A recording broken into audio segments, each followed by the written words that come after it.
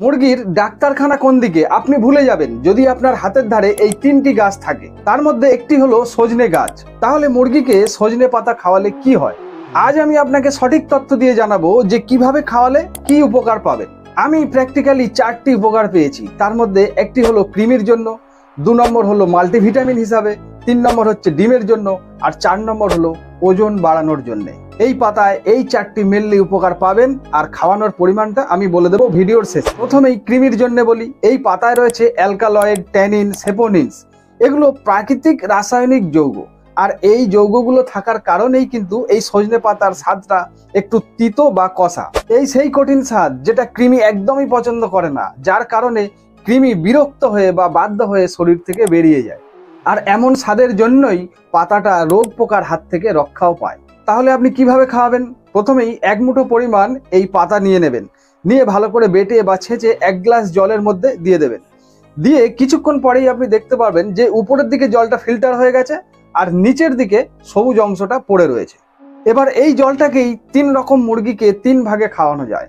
যেমন উপরের দিকের জলটা বা যেটা স্বচ্ছ পরিষ্কার দেখা যাচ্ছে ওটা বাচ্চা মুরগির জন্য, তারপর একটা মাঝারি মুরগির জন্য, আর তারপরে যেটা রয়েছে সবুজ অংশটা ওটা বড় মুরগির জন্য। তবে একটা কথা, বড় মুরগিকে পুরোটাই দিয়ে দেওয়া যায়, কোনো অসুবিধা নেই। ও পাতাও খেলে সমস্যা নেই, আর এই জলটা খেলেও সমস্যা নেই।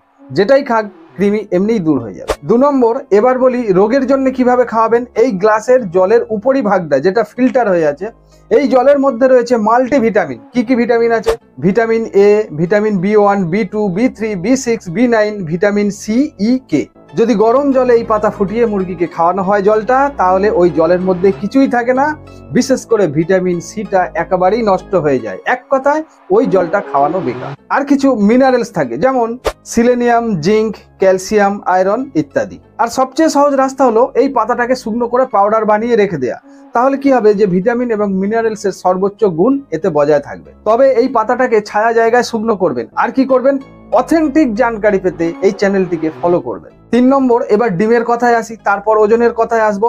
আগেই বলেছি যে এই পাতায় সিলেনিয়াম এবং ক্যালসিয়াম থাকে, যেটা মুরগিকে ডিম পাড়তে সাহায্য করে, ডিমের খোলা মজবুত বা শক্ত করে, প্রজনন ক্ষমতার উন্নতি করে এবং বীজ ডিম তৈরি হতে সাহায্য করে, আর স্ট্রেস কমাবার জন্য এর জুড়ি মেলা ভার। তাহলে 4 নম্বর, এবার ওজনটা বাড়বে কিভাবে? আগেই বলেছি যে এই পাতার মধ্যে বি গ্রুপের ভিটামিন গুলো রয়েছে, যে ভিটামিনগুলো মুরগির হজম এবং শোষণ ক্ষমতা বাড়িয়ে দেয়, যার ফলে মুরগি যেটুকু বা যাই খাবার খায় সেই খাবার থেকে ম্যাক্সিমাম শোষণ করে নিতে পারে। এই ভিটামিনগুলো যদি মুরগির শরীরে পর্যাপ্ত না পৌঁছায়, তাহলে মুরগিকে ভালো খাবার দিলেও সেই মুরগির ওজন বাড়ানো সম্ভব নয়। যেমন ভিটামিন B1 বা থায়ামিন ধান, চাল বা ভুট্টার মধ্যে যে কার্বোহাইড্রেট নামক শক্তি থাকে সেটাকে ভেঙে দেয় এবং শোষণে সাহায্য করে। আর ভিটামিন B3 বা নায়াসিন, যার কথা না বললে তো চলবেই না, এ কি করে? এই খাবারের মধ্যে যে ফ্যাট এবং প্রোটিন থাকে সেটাকে ভেঙে দিয়ে মুরগির শোষণে সাহায্য করে। তাই এই সজনে পাতার মাধ্যমে ওভারঅল ঘরোয়া কমপ্লিট একটা মুরগি পালনের সহজ সমাধান, যা মুরগিকে রোগমুক্ত, কৃমিমুক্ত, ওজন বৃদ্ধি এবং ডিম পাড়তে সাহায্য করে। কিন্তু পরিমাণটাও জানতে হবে। গোটা পাতা নিয়ে মুরগির সামনে ফেলে দিলাম, মুরগি খেয়ে নিল, তাহলে লাভের থেকে লস বেশি হতে পারে। তাই পরিমাণটা জানা অত্যন্ত জরুরি। কৃমির জন্য যদি এই পাতা খাওয়াচ্ছেন তাহলে মাসে 2 বার, পরপর 3 দিন।